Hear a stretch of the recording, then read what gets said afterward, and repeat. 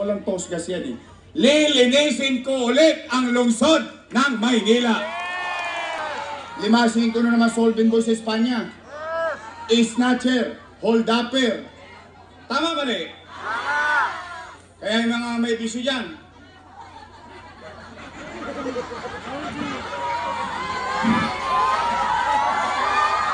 Steady lang kayo sa Getty, pabalik na ako.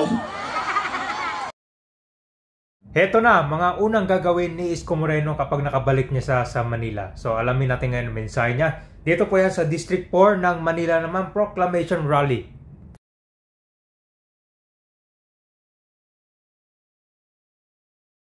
Mali daw yung ginawa ko. Mali. Mali daw. Hindi, pagbigyan nyo na, nagbigay naman ng 1,000 eh. Pagbigyan na natin, kahit saglit lang, kwentuhan lang naman ito eh. Pagbigyan na natin. Kung ako'y mali, edi mali din sila. Bakit? Kasama ko silang gumawa niyan eh. Mali daw? Ano na din mali? Mali pala. Bakit nyo inaprubahan? Mali pala. Bakit nyo niratipika? Mali pala. Bakit ninyo ako binigyan ng authority? Yan ang tapat at totoo.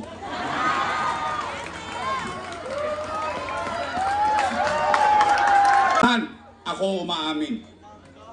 Bakit? At least, makapaglalakad ako sa buong Sampaloc.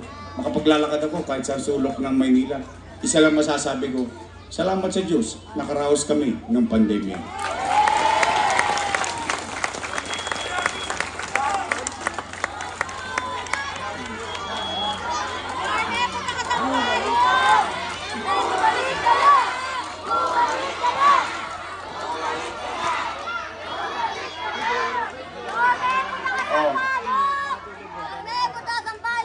Sigurado ba kayo dyan?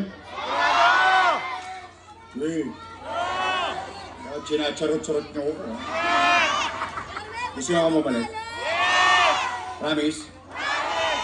Sige nga, testing. Taas nga kamay na gusto ako mabalik. Talaga? O sige, babalik na tayo. Hindi kayo papasilaw sa akap ha? Baka maakit kayo.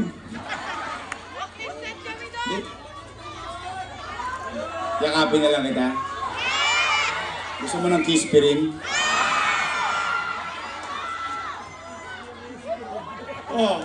Sige. Ngayon naman. Babalik tayo. Yung kanina, yun yung kwento na may kwenta. Pero yun yung nakaraan. Ano naman ang gagawin ko sa kinabukasan? Kung pababalakin niyo ako. Tama ba? Hindi ba dapat ganun ang naririnig niyo sa kandidato? Tama?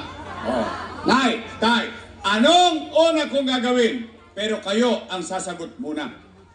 Kung napapansin ninyo, yung napapansin na maraming Manileño at napapansin ko dahil nakumpirma ko na sa kanila eh. Nay, tay, napapansin nyo ba na parang dumudugyot ulit ang Maynila ngayon? Promise? Talaga? Ang basura, 5-5 ngayon. Parang wala na namang gobyerno. Yung truck ang binigay sa atin, panghakot ng buhangin. Kaya hindi makapasok sa looban. Totoo lang, real talk lang naman. Tas ang taas-taas. Di ba? Niyanyangga mo pa eh. Kung lumagpas.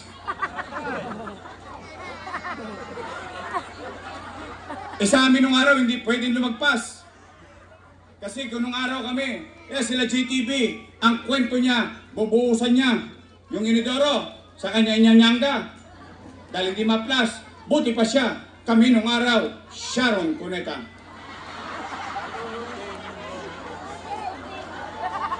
Palutin mo. Mainit-init pa.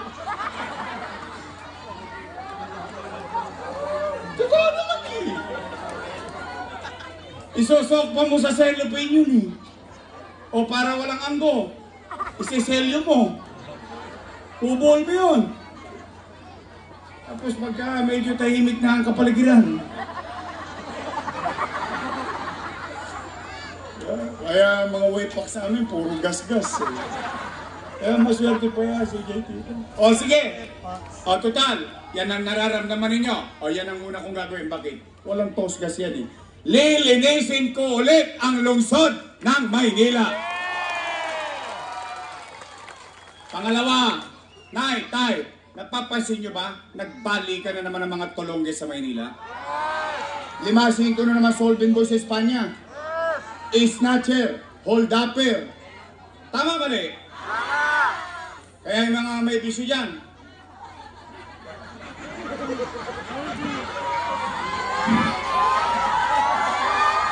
Steady lang kayo sa gate, pabalik na ako.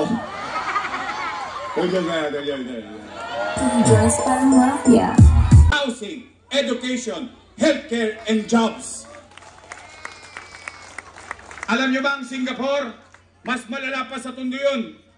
Nung araw, 5-5 droga ron. Nung araw, 5-5 adik, magnanakaw, gang, and so on and so forth. 50-60 years ago. Dahil lang sa isang tao na nanindigan, na may pit, pero tapat, at ginagawa ang kanyang tungkulin. Yun si Lee Kuan Yew. Maganda ba Singapore ngayon? Maganda? Taas ang kamay nakapunta na Singapore. Ba, meron na. O, yung hindi pa nakapunta, taas ang kamay. Umpisahan nyo na, maliliyo yun.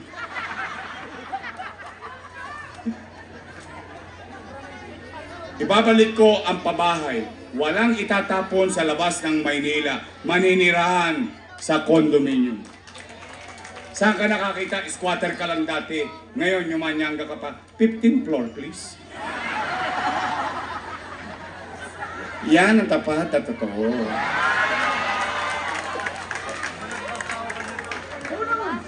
Oh, yun po. Oh, tapos na po. Wala na po ako ibang gagawin. Yung mga palamuti, pailaw, palini. Basta kung ano yung ginawa ko dati, gagawin ko lang ulit. Gusto niyo ba yung nangyari dati? Special mention lang. Pasensya na kayo mga batang Maynila. Ay, tatanda din kayo. Una-una lang yan. Special mention ko lang yung mga matatanda. Nay, Tay, mga lolo't lola ko, mga senior citizen, ibabalik ko sa inyo yung insure. Ibabalik ko sa inyo yung vitamina, yung black rice. At saka, mabibilang lahat, botante o hindi, may pensyon sa Maynila. Ibabalik ko sa inyo yung cake. Bili mo, tinaasan ka nga, ginawa kang 1,000. Tama, mali? Ginawa ng 1,000, di ba? Wow! Ang ganda ng timing. Eh, gusto nyo pala gawin 1,000. Sana, pagkaupo ninyo, ginawa nyo na kagad 1,000. Bakit ngayon lang? Meron akong team song dyan. Bakit ngayon ka lang dumating sa buhay ko? Hindi, totoo. Kaya mga nanay ko, pasensya na kayo mga batang Maynila. Ibabalik ko lang sa kanila yung dati nilang Ikaw, I love you. Ano yan, paborito ko talaga sila. Because, alam mo yung pakiramdam na ikaw yung bata sa loob ng bahay, yung mapangiti mo lang yung matanda sa loob ng tahanan. Yung maparamdam mo sa kanya yung pagpapalaga, importansya. Ayun yun. Yun ang purpose nun. It's not about the money. It's not about the material things that's being given.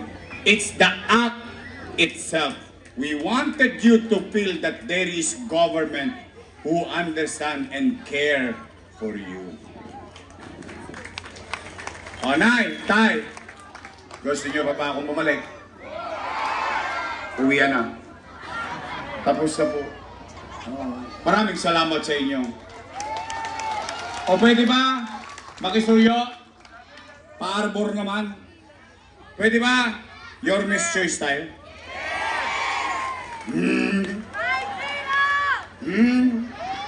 Ay, paano pare?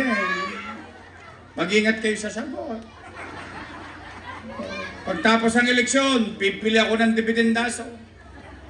Bubuksan ko yan, titingnan ko yung gitna. Kung may prueba. Scout po yan talaga. Awa nga ako. Sipag-sipag mag-house eh. O, Nay, Tay. Ito naman, I have to give it to you, mga taga Sampaloc. Unique, very unique ang botante na Sampaloc. Alam niyo bakit? I have to give the credit to you. Once na bumoto na kayo ng congressman, pinapatapos ninyo yung termino. In fairness, once na naboto na, dire-diretso na yun, 9 years. Pero, pagkatapos ng 9 years, iba naman ang boto nyo. Tama ba? Dondon Bagetsi, Bacani, Bonoan, Maceda, natapos lahat. Ang galing nyo nga eh. Walang kakaba-kaba. Kaya pwede ba? Itong Mayo, iba naman? Pwede? Congressman J.T.V. Villanueva.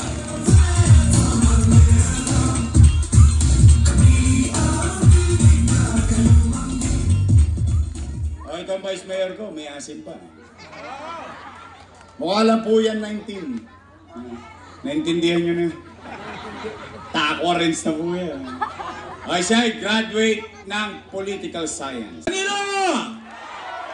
God first, thank you! Maraming salamat po, Yorme Isko Moreno Domagoso at Vice Mayor G. Atienza.